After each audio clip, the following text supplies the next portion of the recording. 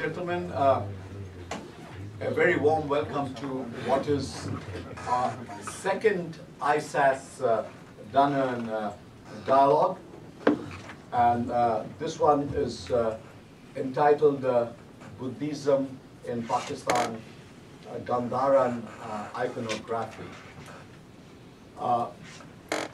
It would be remiss of me to begin without, on behalf of ISAS and all our colleagues here, friends, to express to our Pakistani friends and the High Commission our sincere condolences at the tragedies that occurred in Pakistan in the industrial fires recently. High Commissioner, welcome. And I was just saying that through you, we'd like to express our condolences for the loss of life that occurred in the industrial fires in Pakistan, in Karachi and Lahore. And our thoughts and prayers are with the families of the bereaved. I would, as you are aware, the remit of ISAS is contemporary South Asian studies. However, in order to better comprehend the present, to understand the present, it is also important to delve into the past. And this is precisely what we are doing today. It is well known that Pakistan is also the seat of some very ancient cultures. We speak of the Gandharan culture is what was have been excavated in the northwest of Pakistan. It began with Sir John Marshall in the 1920s, 30s, and continued through our good friends here today, who have also been involved with these excavations. In our younger days when we were in the university, all of us, both in Bangladesh and Pakistan, and I'm sure in some parts of India as well, were exposed to Professor Ahmed Dani, the mighty Professor Dani, who did some tremendous work in this area, linked the Gandharan culture to those of Central Asia, arguing that it is these linkages that created the syncretism that exists largely in the Pakistani contemporary Pakistani society today. Okay, so to elaborate on these and some others issues, we have with us two very renowned Pakistani archaeologists and historians, Professor Muhammad Ashraf Khan and Dr. Ghaniur Rahman. Both belong to the Taxila Institute of Asian Civilizations in the Quaid-i-Azam University. Professor Khan is the director, and Professor Rahman, an associate professor in the institute. Both have conducted extensive research, studies, both in Pakistan and abroad, and France and Italy in particular, and they're here to share with us some of their insights in this very interesting subject. So we will begin with Professor Khan. You have the floor, sir. Thank you very much, Dr.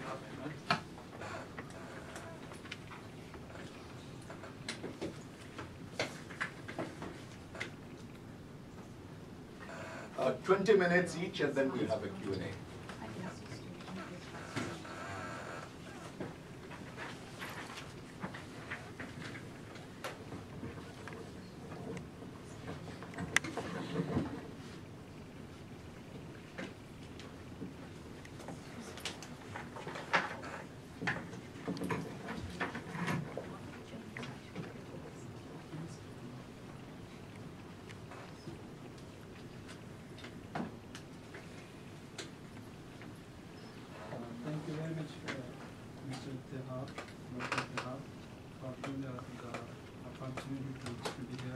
push the microphone down.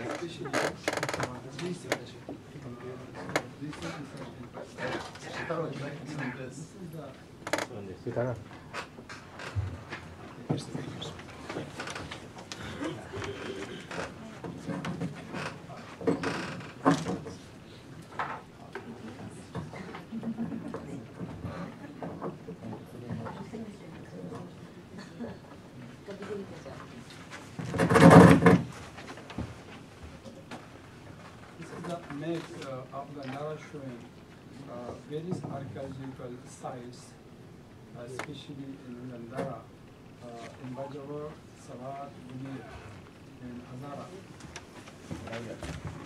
This is the current political map showing the present location of the Gandhara region.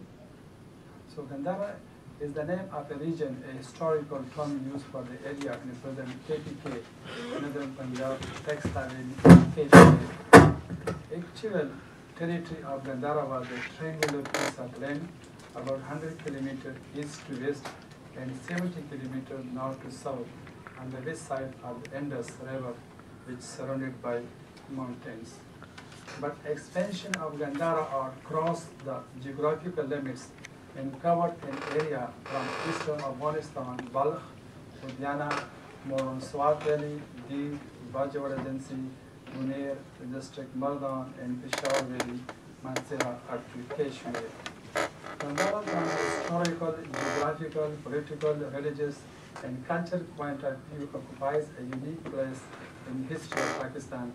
It commanded important strategic positions in communication through one of the main highways that connected China, Tibet, and the east and with Empire Rome in the west.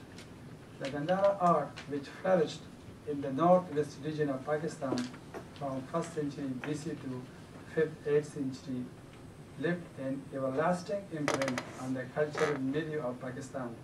This is the area from where Buddhism traveled to Central Asia, China, Korea, and finally to Japan. Buddhism was introduced to Gandhara by Ashoka, the Mauryan emperor, while Kanishka, the Kushan emperor, who sent missions to distant lands and countries, rendered more services to it. Hundreds of stupas and monasteries were erected in Gandhara at villages like Peshawar, Mardan, Dir, Bajawar, Bunir, Swat, Muhammad Agency, Taxila, Hazara, in Pakistan, and eastern Afghanistan. The sculptures and other antiquities that found at these places are masterpieces of Gandhara art. This depicts religious and secular scenes with Greek, Roman, Persian, and indigenous influences. Gandhara becomes sacred place, and pilgrims and monks from Tibet, China, Central Asia, India, and Korea came to see these holy places and contributed towards local culture. Gandhara saw the rise in Theravada, Mahayana, Vajrayana Buddhism, and reappearance of Hinduism. Buddhism was founded by Gautama Buddha, 6th, 5th century BC, but this faith could hardly receive popular recognition and could truly spread in the lifetime of its founder beyond the boundaries of Magadha and Benares or the eastern India, where he preached his doctrine for decades. He attained enlightenment to become Buddha and discovered a way to salvation which he taught his followers after centuries of his demise. After the conversion of Ashoka Maurya to Buddhism, attained the dignity of state religion and spread to the other part of the subcontinent and beyond. This map showed the Maurya Empire in the 2nd century BC. You can see here the distribution of rock edicts, some small rock inscription. You can see also here in the Maurya region and also in the northwestern Pakistan. Only in the KPK, and especially in Gandhara, we have only 2 rock edicts of Ashoka. One is located in Shahbazgari and the other is lying on the Silk Route near Mansehra, and the rest is lying in India. So this is the Buddhism in Gandhara and India in 3rd century BC, how the Buddhism was spread. and how the Buddhism was there from 3rd century BC to 1st century AD. And this map shows Buddhism in Gandhara around in India 4th century, 4th to 7th century. Ashoka had sent Buddhist missionaries to preach Buddhism in various parts of his domains and even beyond his borders. Hellenist Chronicles is the name of the Buddhist apostle Madhyantinka, who was sent by Ashoka to Gandhara and Kashmir in 256 BC to spread the gospel of his new faith among his subjects on the northwest region of Pakistan. It was due to his effort that Buddhism became the dominant religion of Gandhara. Buddhism received temporary setback after the death of Ashoka, but soon the faith found new patrons among the Greeks who succeeded Maurya around 185 BC. Menander, the Indo-Greek ruler, was a staunch patron of Buddhism and so rightly revered very highly in Buddhist circle. A new branch of Buddhism, the Greek rule followed by Sapiens around 2nd century, second decades of the 1st century BC, did not oppress the Buddhist faith and rather continued to patronize this religion. During this time, new branch of Buddhism known as Mahayana, as compared to the earlier one known as Hinayana, emerged that attracted the masses. The short rule of Parthian also did not alter the status quo, and Buddhism continued to flourish. In the 1st century AD, the Kushana belt of a mighty empire that extended from the Oxus to the Ganges and from Pamir to the mouth of the Indus. This map shows the Kushan Empire at the time of King Kanishka and the most important international trade route. You can see here the map showing all the historical site and excavated site in the Gandhara region and also in India. And you can see here in red, which show the trade routes between Gandhara, the eastward, and China. He shifted the seat of the government back here to Gandhara. Kanishka devoted his life and efforts to the promotion of Mahayana Buddhism and the Buddhist religious art of Gandhara. This new doctrine introduced the worship and the worship of Bodhisattva. So in this map, actually you can see here the trade routes among the Gandhara regions, Central Asia, and other parts of India. And also here you can see the main location of Buddhist sites, especially here in the Central Asia, Gandhara, and also part of India. In Gandhara, the Greek, Scythian, and Parthian had introduced many extraneous elements and brought the cultural elements of this area face to face with those that were in developing in Iraq and the Roman world. During the Kushan Empire, the Buddhism became a mass religion. The middle of 3rd century of Christian era saw new development in the region in the shape of fall of the Kushan power and their defeat at the hands of Sasanian. The Sasanian were powered by another bunch of Kushans known as Kedara Kushan or Little Kushan at the close of the 1st quarter of the 4th century. Thus Buddhism and Buddhist art of Gandhara once again found great patrons until they were eliminated by the barbarian ways of the world Huns in the last quarter of the 5th century. Buddhism and the Buddhist art of Gandhara received the great setback. After this great catastrophe, Buddhism rapidly disappeared from its second homeland and the Buddhists are lost the great patrons. The Buddhist sanctuaries, now mostly in complete ruins, have produced a large number of sculpture and higher precious art specimens of the great period between 1st century BC to 5th century or thereabout.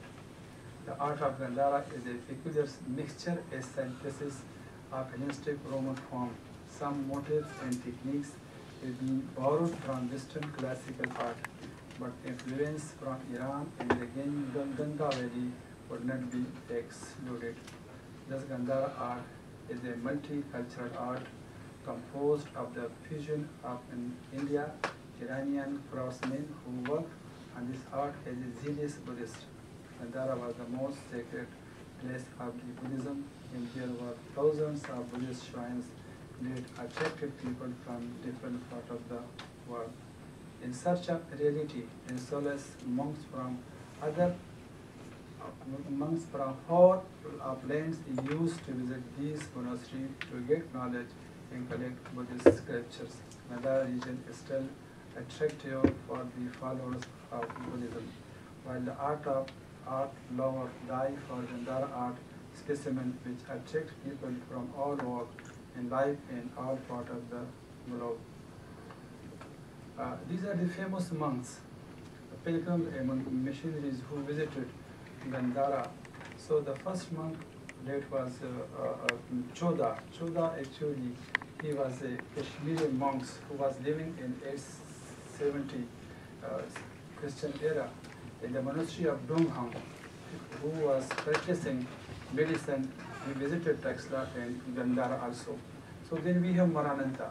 Maranatha actually he was a monk born in the Chota Lahore, especially in Mardan area, and he introduced the Buddhism in Korea.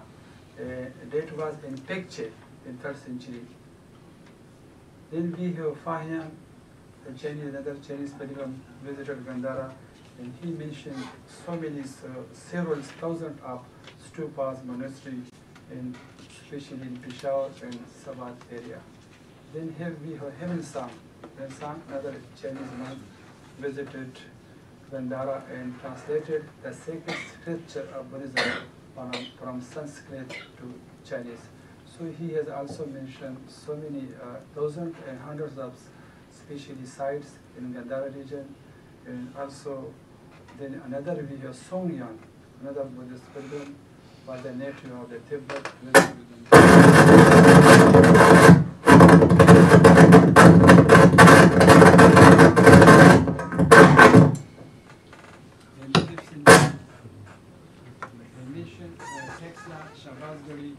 In Peshawar and returned to China in 5th century AD. So the languages of Gandhara, actually Prakrit was one of the languages used in Gandhara. It was written in Kharushti script.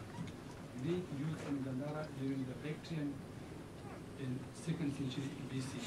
Then apart from Kharushti, we also Brahmi script. Rock edicts of Ashoka. So this slide shows the rock edicts of Shabazgari, and another is that we have on the Silk Route, that is in Maser area. So these are the Brahmese manuscript which was discovered by Sir John Marshall in 1923 during excavation around the Julia Monastery, which is located in the Taxila Valley. This is belong to 4th-5th century, now lying in the Taxila Museum. Buddhist heritage. The Buddhist heritage consists of stupas, monasteries, cave monasteries, viharas, rock shelters, inscription, and rock edicts. Stupa and monastery are most frequent everywhere in Gandhara region, including Central Asia and China. So these are the some slides. The first that we have Zardini Stupa. Zardini Stupa, which is located in the Mansehra district, excavated by Professor Dr. Faizini, who was the excavator. He excavated this art from 1999 to 2002.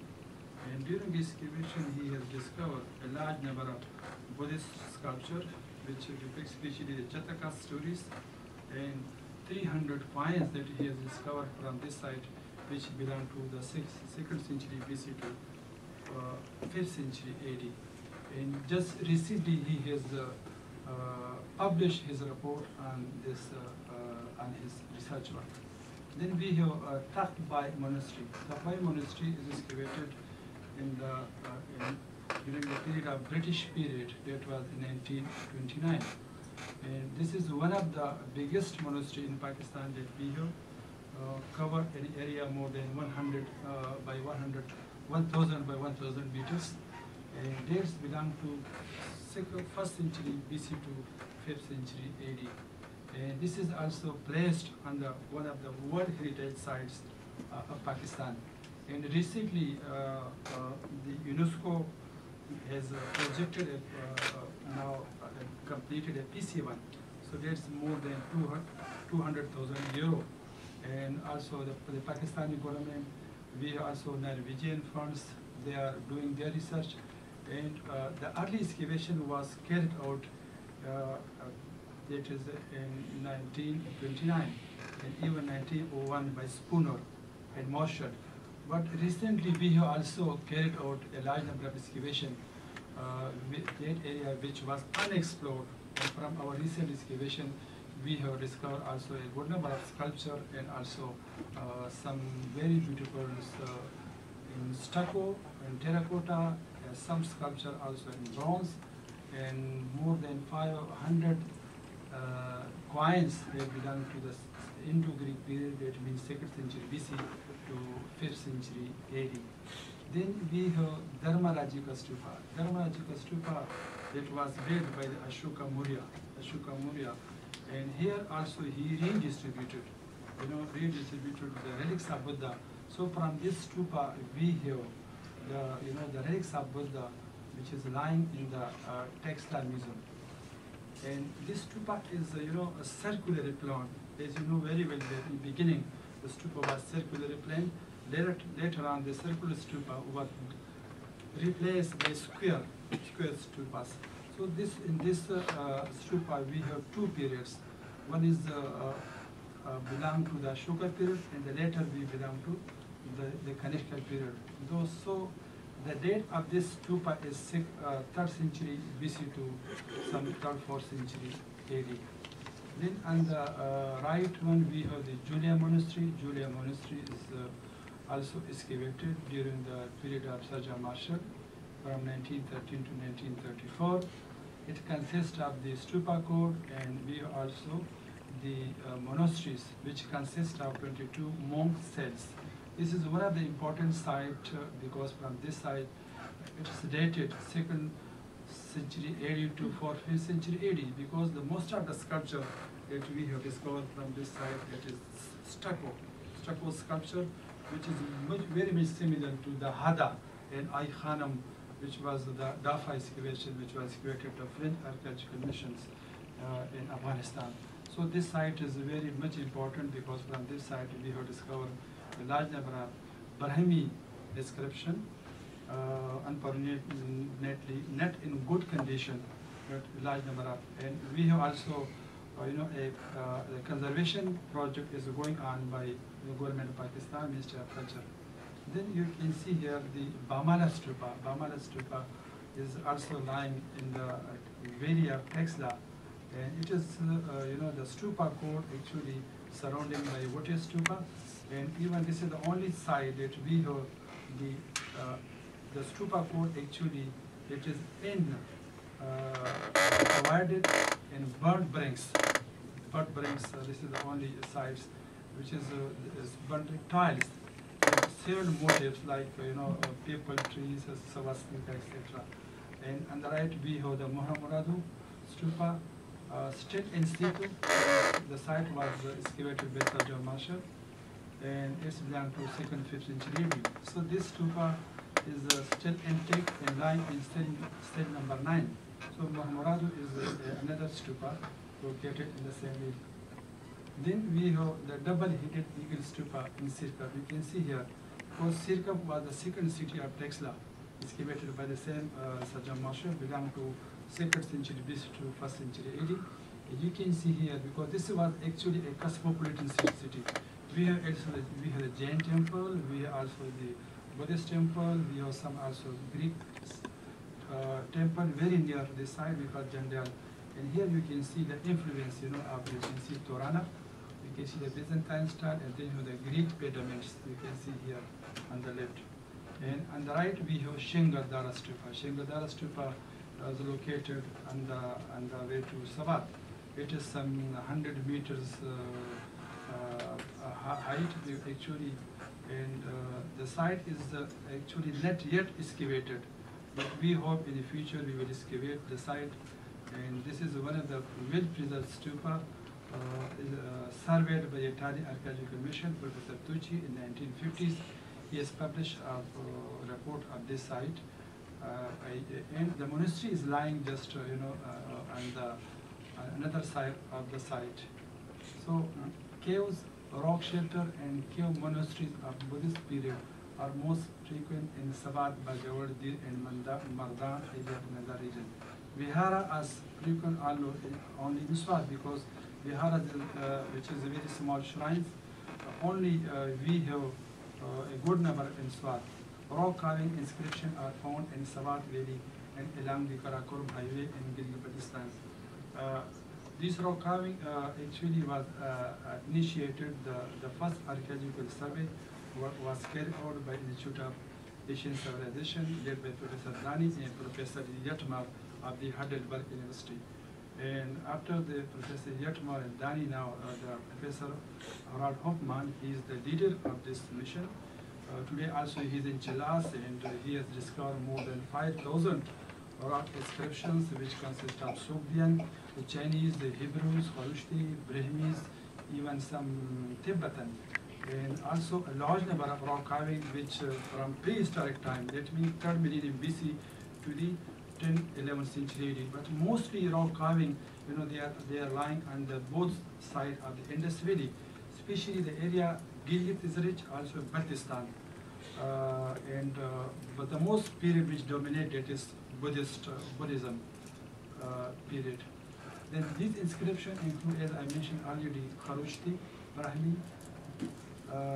Proto-Sharda, Sogdian, Parthian, Bactrian, Chinese, Hebrews, Syrian, and Tibetan. These are the description. You can see here this slide in Gilgit, Baltistan. These are the rock carving in Gilgit, Baltistan. You can see here Buddha and Bodhisattvas, and also stupas, and especially in Tibetan styles. So Gandhara art actually 7 styles. Period 1 belong to 2nd to 1st century BCE. Greek classical style in sculpture, terracotta, and pottery. Then we have period 2, they belong to 1st century BC to 1st century AD, which it is mostly belong to Parthian, imported new Greek motifs and thieves, and northern Scythian add new human and animal style, the two forming the base of the Buddhist art. In period 3, the great Kushans perfect the art style by integrating Buddhist symbolism into Western technology. Then period 4, late Kushan Sassanid manifest Iranian influences and introduce new ornamental style. Period 5, the Han ruler withdraw the patronage and the art became vanished. Then we have the heretic, rich and stylistic expression with new broad fashion to the like of the common Buddhist. Period 6, the Shahi ruler, Turk and Hindu added new divinities of Shiva, Surya, and Vishnu, but the common Buddhists continue meditating Buddha and Bodhisattva as a source of salvation. And these are just some, I would like to show you some specimen, especially from the Gandhara art. And this is one of the design of Buddha from the trash cement one. You can see here the Indra on the right, Brahma on the left, and also this is actually the ladders going to the heaven. This actually belongs to the Buddha side, dated by excavators, who was Professor Rubini Prachanda. Rubini Prachanda, he was the leader of the, especially leader of the Italian archaeological mission to the Buddhist period. So he excavated more than 24 sites in Swat Valley, and this was his first excavation on Buddha, which belonged to 3rd century BC to 10th century AD. So this is in Shust and now in the Swat Museum. So this is the birth and birth of Siddhartha. This piece also belongs to the Taxila Museum, excavated from the Dharmalogical site in 1st century AD. You can see here, on the right we have the Buddha emerging, and the other is the bird scene. So this is the birth of Siddhartha in 7 steps. This was excavated by Pakistani archaeologists after creation of Pakistan from Nemogram. Nemogram is a very important Buddhist monastery located in Insabad and dates belong to 3rd, 4th century. And from this site, we have discovered 2,000 sculpture in schist, more than 500 in stucco, and also large number of coins and small antiquities, sealing, and potteries.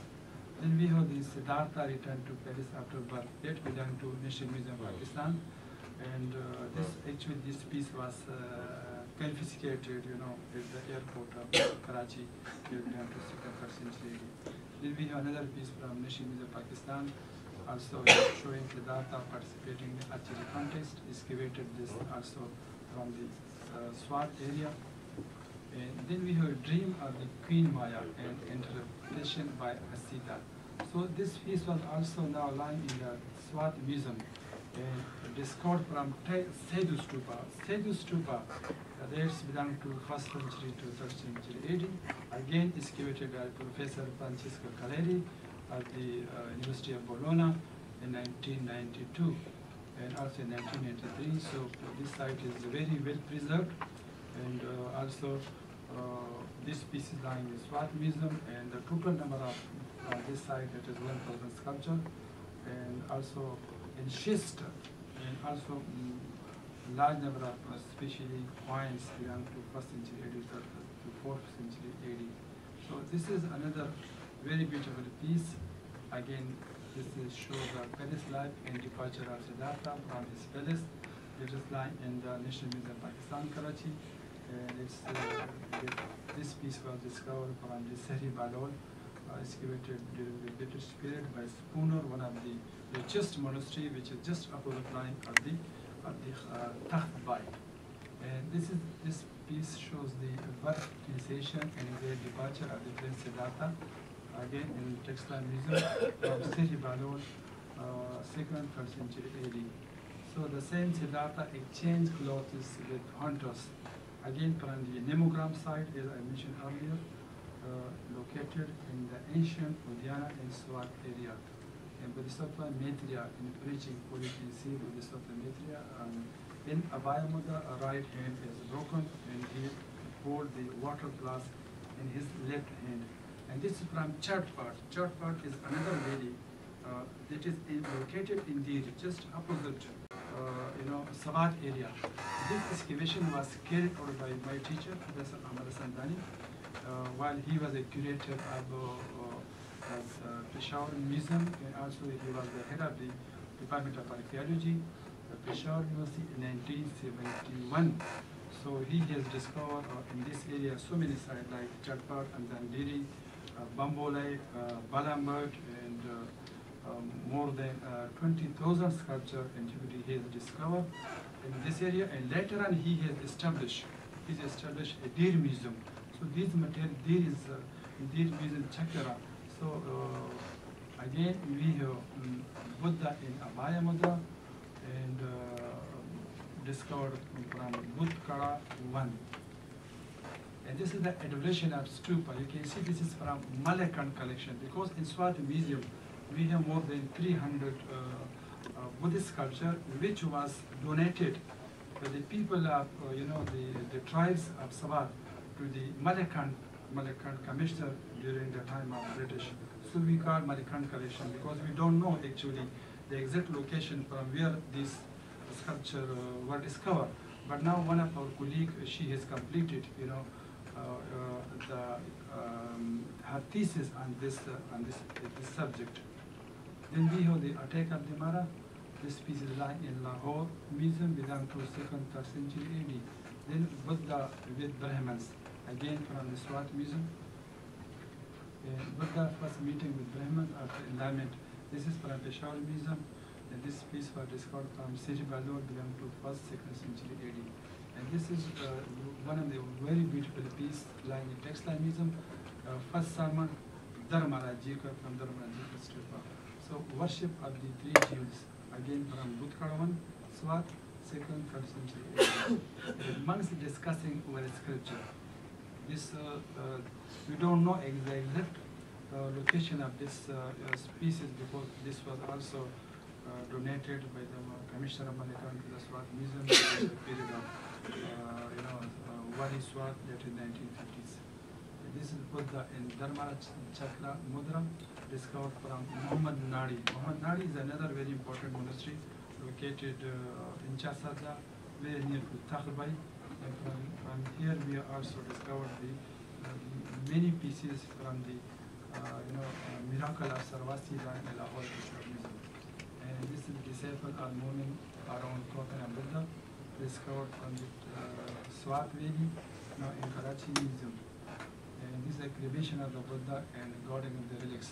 Again, American collection, 2nd, 3rd century, lying in Swat Museum.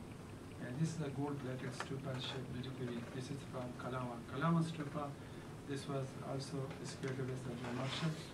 And the material, most of the material lying in Karachi Museum, and because we are shifted there, and then we have also in Taxila Museum. And this is one of the very beautiful stupa shaped reliquary. We can see even the plinth of the stupa decorated with the Buddha in meditations, and you can see also the species, the dome decorated with the lotus flower, and then the arnica and the chatra. So we have the relics inside of the stupa, which is still lying and excavated from Nemogram. This actually just like to show you the individual statues of Buddha in Dharma Chakra Mudra. Then we have Buddha in Abhaya Mudra. This is the piece from Islamabad Museum. You can see the monastic robe. Buddha is very, you see, in Hellenistic form. And this is Buddha with begging bowl. This is again from Takhbai, lying in Peshawar Museum. Here we have because the first medium of Gandhara that was stone. Then stone was replaced by stucco replaced by terracotta, and this is Buddha and redstone stone. Because recently, from my recent excavation, we have discovered the same redstone stone which was donated by during the period of Kanishka to the Badipur. This is silver time Alexander, wood brush circle tiles. This is terracotta art. Prepared from the Taxila, Ariti, Kali dress circles from circle, and this is just Buddhism today, lotus flower, Sri Balol, which is in Karachi. Thank you very much. Thank you.